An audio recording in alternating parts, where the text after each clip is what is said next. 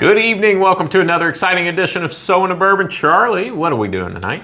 Tonight, we're going to determine if the newest release from the Knob Creek Distillery, their 18-year, is worth the price.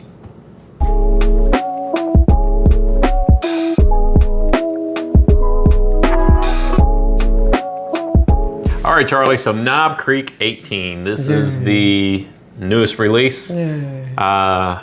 Charlie's so excited because he just loves Knob Creek, right?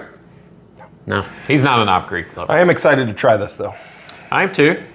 So they just started this in 2022 as a celebration of the 30th anniversary of Knob Creek. They put it out in 18-year, which is twice the age of their standard flagship brand, which is Knob 9 Creek years. 9. Yeah. So absolutely. So, you know, anytime you can get your hands on something of this age, hyper age. Yeah, you gotta do it, right? You have to, because older is better, right? Well, not Isn't always. it? Not Isn't it in always. bourbon? Not If it's always. old and expensive, it must be good. And this bottle is a bit expensive. How much is this bottle? So MSRP on this is $169. Did you pay MSRP? I paid a little bit less. We don't need to speak of that. Well, no. One thing. No, I bought it at Meyer. Yep. Great deal. Awesome. It's nice to find things like this at retail, so at least you can try it and see if it's worth the Shout out to the distributors at Meyer who are friendly enough to tell me what they've got. Got some stuff hiding in the back. Got some stuff back Absolutely. there in the back. So the question is this bottle worth that price? $170. So that's the question we're answering tonight. Obviously, Knob Creek, Beam Suntory is the distiller. Mashbill, tell them. 77 corn, 13 rye, 10% malted barley. Now, what? Go ahead. No, you go ahead. No, I was going to say the one thing that makes me a bit skeptical about this is it's 100 proof. It is 100 proof, which is very un-Knob Creek-like. Yes. Although, that may be a good thing. Who knows? Well, there's two ways to look at it. Number one, they look at it as if we cut it down, we get more yield and we make more money. Or number two, they look at it and they say, this is so fire. This is so much depth of flavor that we have to cut it to 100 proof. Could be. Let's find out. Let's find out. I will say this. My general dislike for all things Knob Creek has been well documented, but I am looking at this with an open mind. Great color. It is. It's red. Not quite as dark and as brown as I would expect for, well, I say that, but it's 100 proof. So it has a great red to it. Surprised. It is. It's got a red tint to it. Not super viscous either, but 100 proof. All right, nosy. Definitely know it's Knob Creek, right? Yeah. No, it's Knob Creek. I like that. I know you do. And there's just something, I don't know what it is. I don't know if it's the char. I know they use a very heavy alligator char on it. I don't know if it's the barrel. I don't know what it is, but there's just something about it that I just... To me, it's a classic bourbon nose. It's got a little bit of oak. It's got that cola that I like so much. A little bit of leather. Shut up and let's drink it.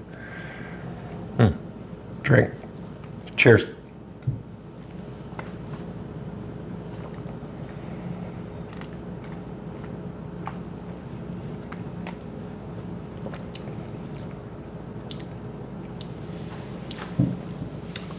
I'm gonna let you go. I wish you wouldn't. Meh. If I'm being honest, you know, it tastes like bourbon. I don't hate it. There is not a lot of... I'm gonna drink it again. I'm gonna take another drink. Okay, while you're doing that, you know, it's got the caramel. I'm picking up a little bit of chocolate covered cherries on it. Not near as much oak as I would expect for an 18-year. And I'm gonna be honest here, I think it falls a little flat. And I think it's because it's proof down. I wish this were at least 110, maybe 115. I don't know, I think that would help it. It just falls a little flat, especially for... Second drink. I get a lot of spiciness, like right in the middle of my tongue, which is really weird because it's only 13% rye, and that spiciness kind of lingers. I get what you're saying. There's like a little splash of cherry, a little spice of like a splash of kind of that dried fruit, maybe caramel. I don't get any oak character, really, very little. Like my mouth, the only oak character that I kind of get is the finish is kind of dry.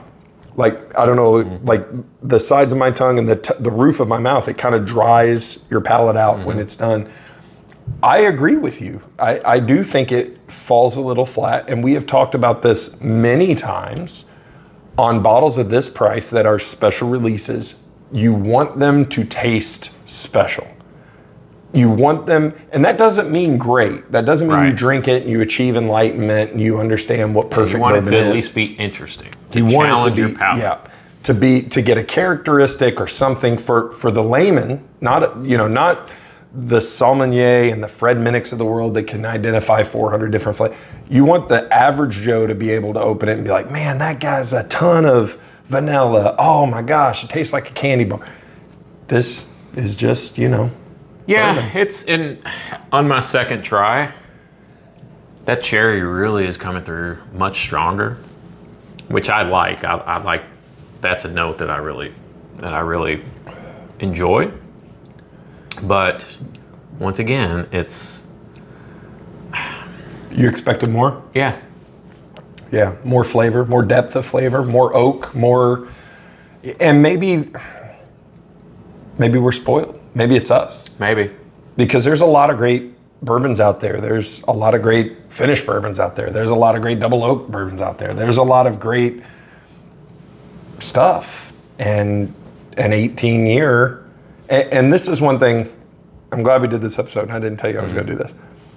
Up until 2 years ago, you could walk in our area to any Kroger and any liquor store, and you could find a single barrel knobcreek that was easily 14, if not 15 years old. 15, yeah. And how much was it? What, under $50? Right? Yeah, $49 to $59 all day long. And then they stopped that, which is fine. I understand the need, like, hey, the demand is outpacing our supply. We need to cut back. And now a single barrel that you find is usually between 8 and 11 years old. Still great. But to go to an 18-year and triple the price and proof it down to 100 proof for $170, I don't know. Answer the question. Is it worth the money? Is it worth the money? For me, absolutely not.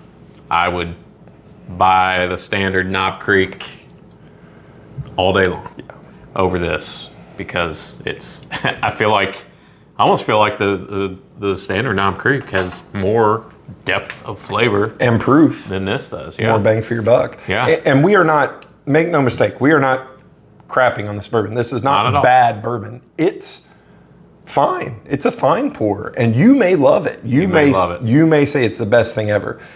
All we're saying is for us today that it's not worth the $170. Yeah, and maybe it's expectations. For an 18-year limited release, I expect to be kind of blown away. You want to be rewarded for your faith Right. and your expenditure of cash for that bottle. Now, I will drink the bottle, and I will enjoy the It's not the bad. nice cherry note that I get. It's not bad bourbon. It's just there's that twinge of regret. And if there's one thing, if you're a bourbon fan, you know that twinge of regret, whether it's a $30 bottle or a $130 bottle. There is nothing worse than popping that top, being excited, and being let down. And I'm getting chocolate on it now. I got a bunch of dark chocolate on the first, and then that transitioned into your cherries, and then, do you want to rate it? Do we need to rate it? Mm-hmm. Okay. Before we rate it, I'm going to come back to this one in a week or two. Yep, 60-second review. I feel like it's already opening up a little bit and getting a little bit more texture to it. He's trying maybe. so hard. I am He is trying. Okay, I'm going to rate it. Okay. I'm going to have to rate it with the price in mind and the expectation in mind. I'll give it a 7. Same. I was going to say 6.5 5, 7, somewhere in there. I can't go that low on it because it's good. It's fine. To me, anything under 7 is just not enjoyable. I think anything under 5 would be not enjoyable. A 5 would be like, Yeah, that's true. It's 6.75. That's what it is. And Glenn's gonna make the thing say 6.75 right there. Unless you change it like you usually do. 6.75. All right. Well, We've answered I think the question. we've answered the question. And- All right, so now, We want to hear from you. Yeah. So this is pretty widely available. There's quite a few of these in many, many states. If you have found it and you have drank it, comment in the comments and let us know what you thought of it. I'm curious to see future releases if they keep it at 100 proof.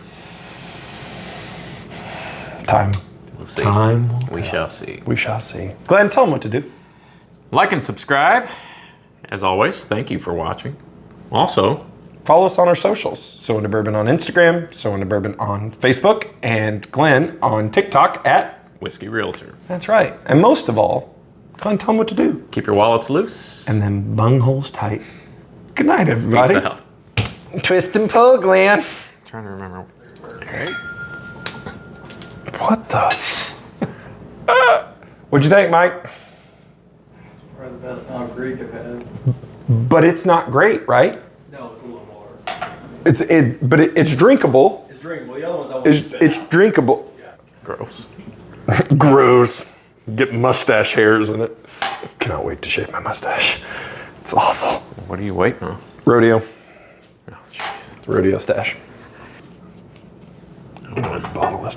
encourage myself to drink any more than I need to. Lame. All right, ready. Knob Creek, 18 year, take 100. Action.